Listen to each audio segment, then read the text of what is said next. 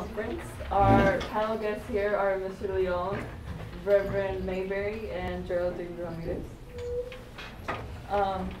We will start off by reading off the 10-point mandate for peace that we created as a senior class. We, the senior class of 2012 at LPS College Park High School in Oakland, have committed to the following mandate to address some of the toughest issues in our community. We challenge all concerned members of the city to support us. The first point is, we will not live in ignorance of our fellow citizens, no matter where they come from, what their status is as a citizen, or where they live in our city. We will not make negative judgments about people based on the mistakes they have made, color of their skin, their culture or ethnicity, their religion or education, their age or social status. We will not allow violence to rule our lives, our homes, our communities, or our city, but will work to make our city a model of peace for the world. We will create space in our communities for people to feel safe from oppression, terror, bullying, or abuse.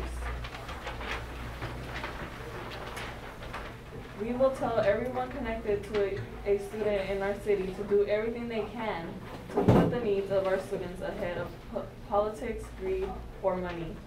We will not allow any setbacks, problems, issues, or drama keep us from using our abilities to become the best student possible. We will not allow unemployment to discourage us from making ourselves marketable for jobs when they are available, or stop us from starting our own businesses. We will advocate for companies that operate in or wish to come to our city to hire disenfranchised people such as youth, the physically challenged, and seniors. We will not let anything that we put in our bodies harm us, the people we love, or the community we live in. We will provide support, direction, and encouragement for our fellow citizens who wait to stop abusing or selling drugs in our city. We're going to open up the board again to any questions for the audience. Whoever wants to start off.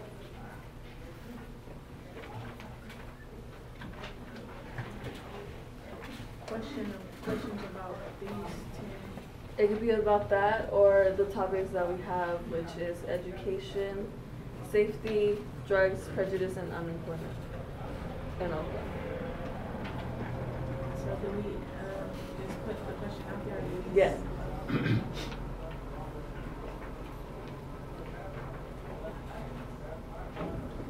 Of these issues that you just brought up, which, in the panel's opinion, carries the most weight for the young people in the room?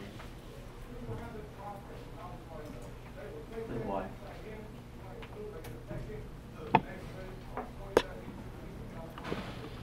I personally think education. The reason I would think education, you're in a process right now which is going to determine the rest of your life. What you do with what you receive in this educational experience will determine how you interact outside of the school system and what you'll do with tomorrow. I think the mandate is excellent, especially the parts that talk about education.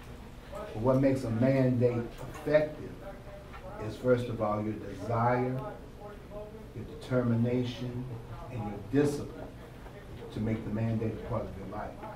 So I think that if you're serious about wanting to take full advantage of the educational opportunities that are in front of you, it can certainly transform your tomorrow. I don't necessarily believe that everybody who gets an education is going to get the job they want. I don't know that that's the fact anymore. But I do think that education prepares all of us to become real change agents within our community and that provides us with tools to transform our communities. I think I also agree. Education, I think, is I think it's the centerpiece. When we talk about young people, we talk about, just young people like yourselves right now. Education, I think, is one of the things that is going to open up opportunities for you, whether you want to take it or whatever opportunity is that you want to proceed. All the other ones, the unemployment, the drugs, the violence, those are all factors that play, you know, within your life, depending on if you're gonna allow them to come into your life. You know, there's a lot of people say, like, you know, for a lot of young people, schools are like their job, right?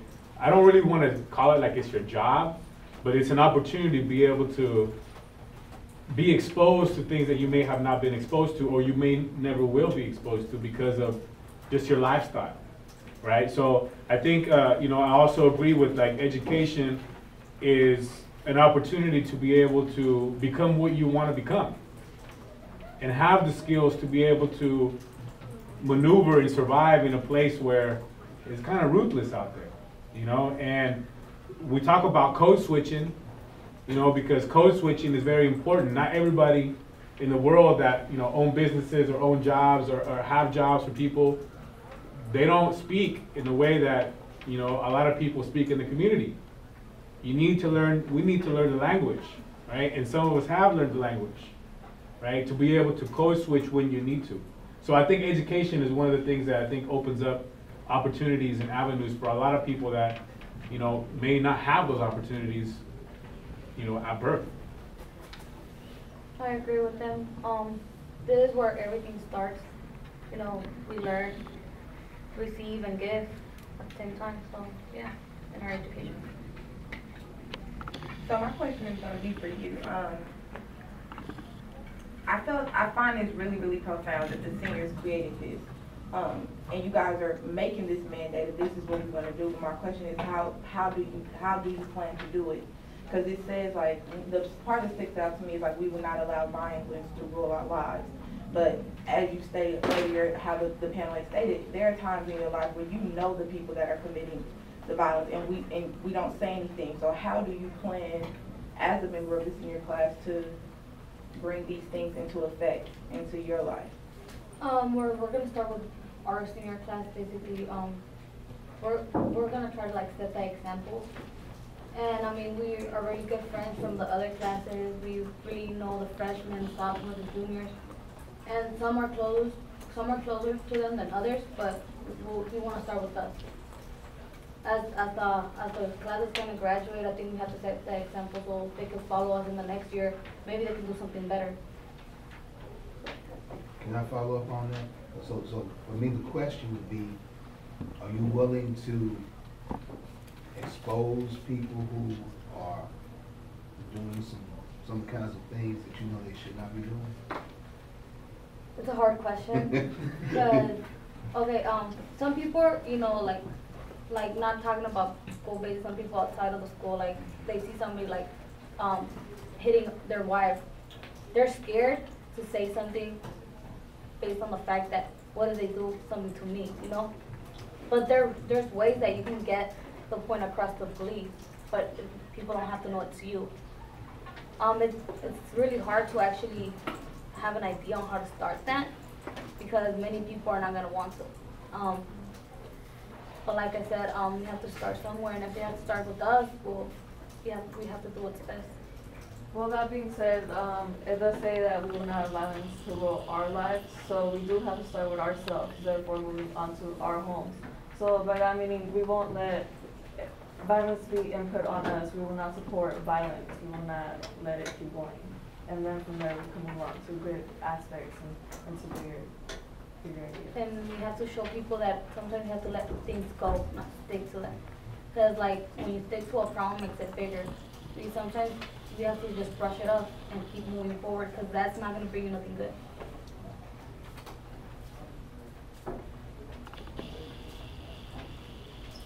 Any more questions?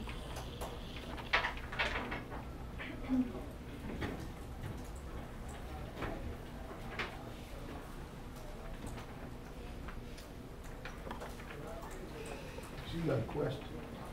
That's all on her face.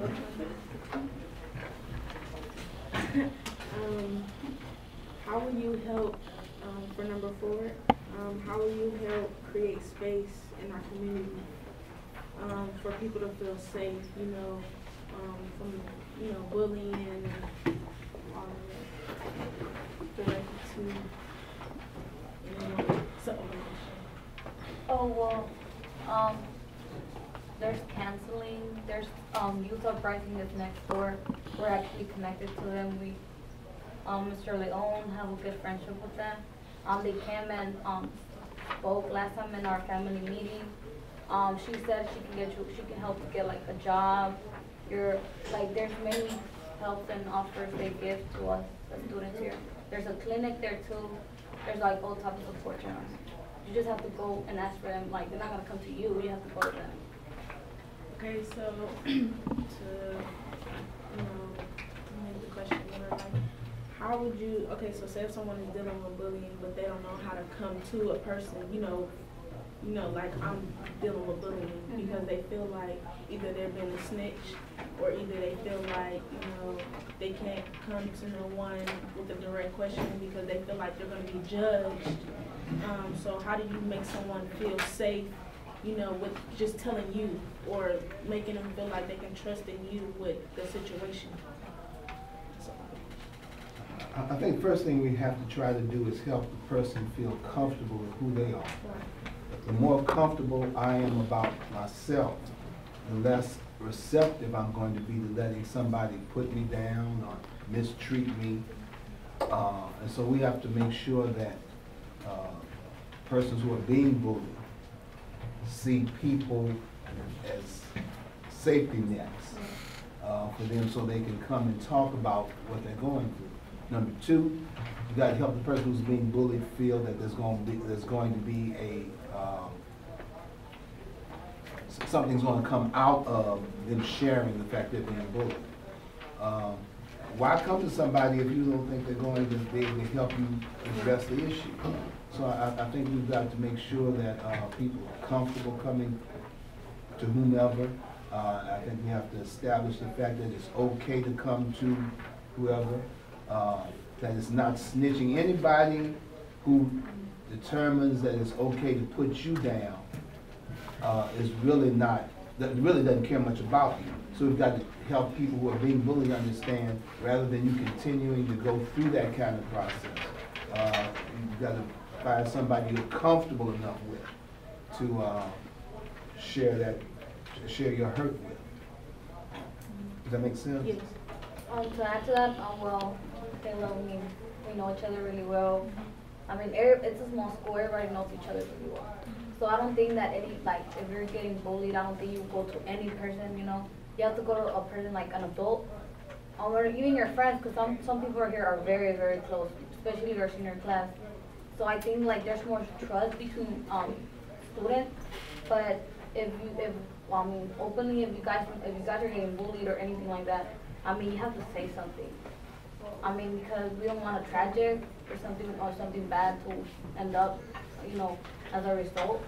But yeah, there's ways that, there's signs too that you can see, because you can see how a person acts differently, and you can actually see that something's going on, But yeah, we have to make the person feel comfortable first before they say something. I think part of it, just I'm agreeing with what's been said already. I think it was very important when we talk about just young people itself, or even just people, right? We have a fear to being able to really work on what we need to work on with our either problems or our situations, whatever it may be. And a lot of times what we have to understand also is that we as people are not alone, right? And I think the biggest kind of step that we need to kind of overcome, right, is the fear of people having, because the thing is, I think that people have a misconception or just kind of a misunderstanding about when you ask somebody to help you with whatever situation you're in, it's not really snitching because it involves you, it's your problem, it's affecting you as a person, right? It's affecting you become that person that you want to become, that student that you want to become, right? You are being affected by it. It's not somebody else being affected by it, it's you yourself. It's a situation that you're in. And what you know, we're trying to, or what we always want to kind of communicate is that if you're in that situation, you got to find ways of being able to get out or improve your situation. Because I'm a true believer that you are, you know, you have the solutions to your own problems. It's just that sometimes you need to be able to have a space to be able to express yourself for you to understand what that solution is, right? So, you know, a lot of times when you know, it's creating a culture and creating a space of this is how we deal with situations like this, right? We don't resort to violence, right? We don't resort to, because we only know, and the people that, you know, have experienced it, it only creates it, you know, it makes it bigger, you know, and I think it's trying to reduce it, right? And trying to address it, because bottom line, people just want to be heard and people want to be listened to, right? And they need to come up, right? Or they need to have an opportunity to come up with their own solution of what they need.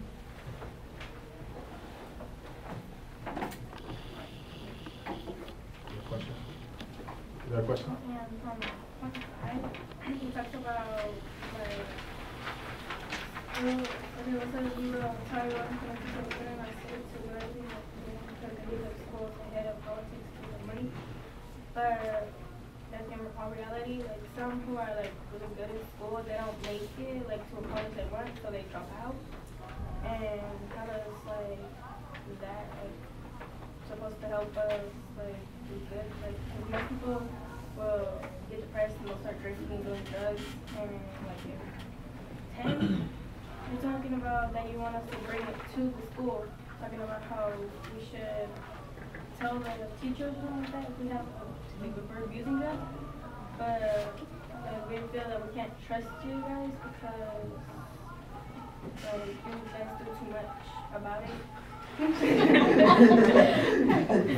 They do too much about it? Yeah, you guys do too much about it. Like you take it over than what it should be.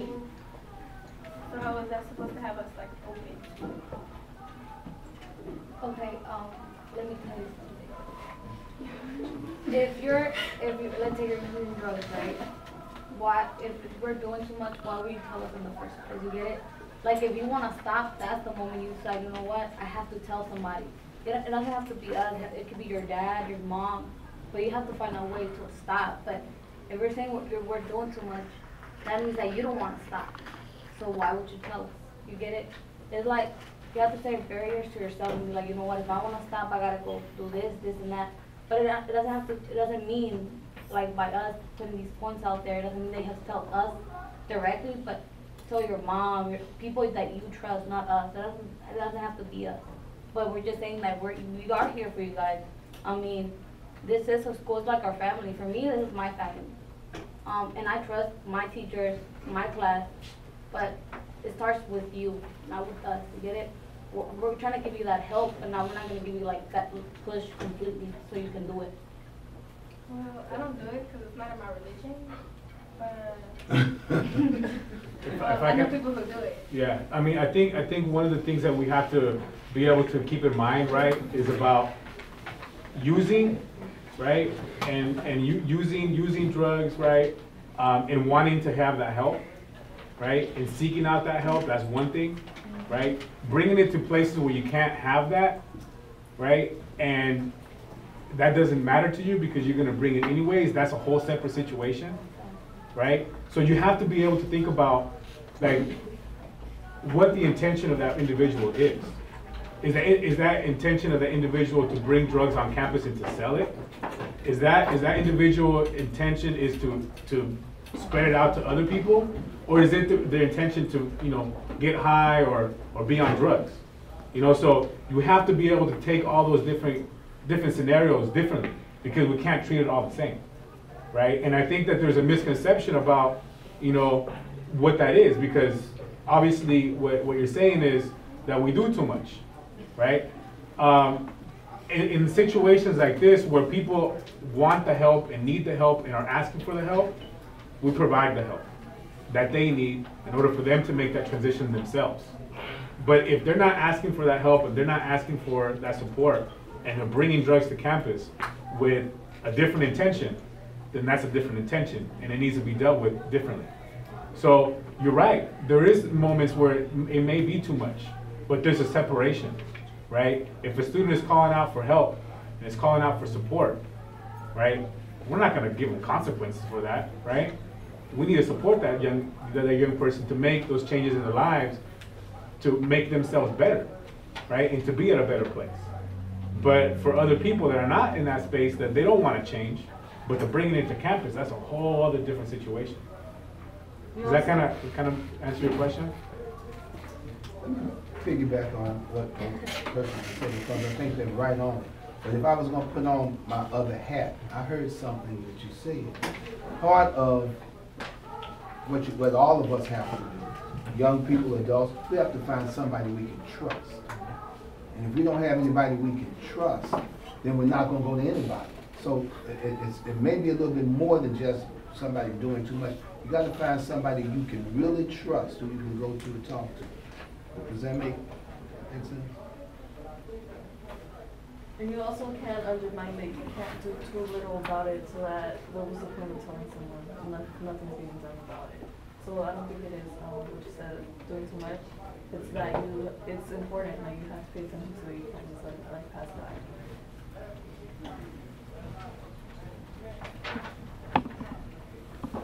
Is there any other questions? Go ahead. I want to ask you guys this like a personal question for the seniors, since this is your guys' project, right? Yes. Are you guys doing this for a grade, or are you guys actually passionate about it? Like, I want to see like if you guys are doing this. I have a personal experience. For my second phase, was Oakland. I got attacked by a Chinese lady. She threw bread at me. I'm serious, and it wasn't something I asked for. I went because it's not only about the grade. I mean, I get affected by these things because I see my friends getting killed in the street. And then this is something that we as a class take really serious because we put our mind into it, time. Because we didn't do this like after school or during class. We went in our own time to actually do this. So for me, I took it very personal. Like I'm saying, I got attacked without asking for it. And it was really scary because I was actually trying to be polite to the lady, and I don't know where she just flipped out and started throwing bread at me, dead bird, all kinds of stuff. Like, nobody asks for that, but for me, I took it very seriously. I don't know for you guys, but personally, I did. The whole class has been working on this. The first part, this is our third phase. So our first phase was individually. We picked our own topic that we wanted to work on, an issue that we've seen in our city, in a certain area that we wanted to research and find out information on. For me, it was discrimination in East Oakland. And then from there on, we went into groups of 4 or 5, where we did bigger projects, where you see the poster boards. We made the poster boards and a video. We went into our areas, did research, and we did our paper as a group. And this is our third phase, where we came together as a class to address all the issues that we researched on, all the issues that we found in our city that we want solutions for. And that's what this is, a peace conference, for questions and for information for you guys as well. So it is our grade, but we're getting a grade as a class because we are working together, so we're not getting individual grades for this phase. Exactly. If somebody does that, we're all affected. And that's the thing, that we have communication and we are working all on this all together. If we're not a team, we're not getting a team grade. Like, it has to be, we have to work together in order for that grade, but we're working together because we can. And like Mr. Williams said, there's some people in our class that, let's say, they don't like each other. For this, we have to like each other because this is something that we want and that we want to change in it. So we're actually working together, and I think it worked really well. And I'm proud of my class. We're setting an example because this is our first year that we do this, and hopefully the classes after us, like you guys, continue with next year's students. So this is something that we want to keep going at LPS. Yes? My question is, how do you think us as a community could put a stop to discrimination against others? And, like, how can we set the example for others not to affect us with discrimination? Well, they had mentioned before in the first part, it has to start with yourself. We have to change our character because it is within each person that we keep discrimination going. It's not like it could be like people from the system, like basically law that discriminates against us, but basically because we allow it within ourselves and within our communities. So I feel like the solution is within each individual themselves to change their mindset and to change their character, just like they have mentioned previously before.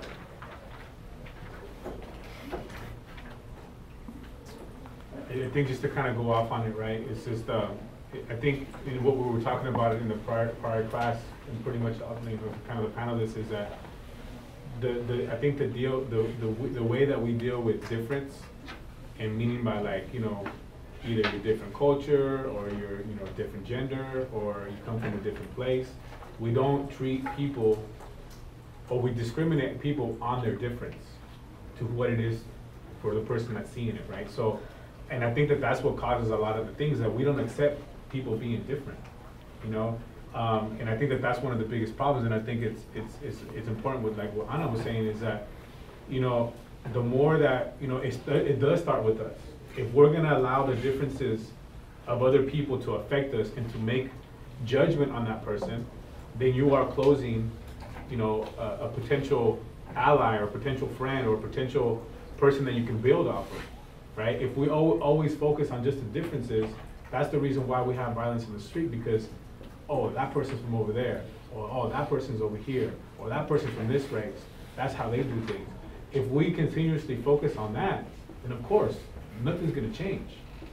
As soon as we start focusing on what we are similar and what we are in common, we create a bond, right? And so then the discrimination is a lot less to happen.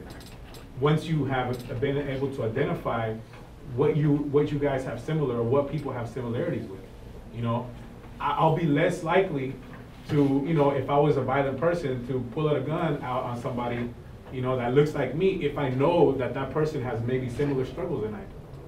You know what I mean? So it's something that is, you know, if we focus on the differences, we're continuously focusing on the discrimination piece of it. Once we accept people's differences, we can actually start working on trying to correct that, right? And stop discrimination from happening. Many people in this community are unemployed, either because, you know, they have a history of going to jail a lot, so they feel like they can't go, you know, and apply for a job because instantly the manager may look and say, no, you know, you've been in jail too much, or either you commit this crime. And so how would you help them feel like, or encourage themselves that they, even though they had this certain reputation back then, that they can change and still go out and get a job and still feel, you know, important or not less than others? I want to say something to that. I heard YEP changed their services to people who are on parole and who have that record. So I feel like there are resources in Oakland that are being created, because that was just recently. But I feel like people aren't aware of it because it's not announced. So I feel like we just need more awareness of the resources that we have. The penal system in our country is not designed to rehabilitate.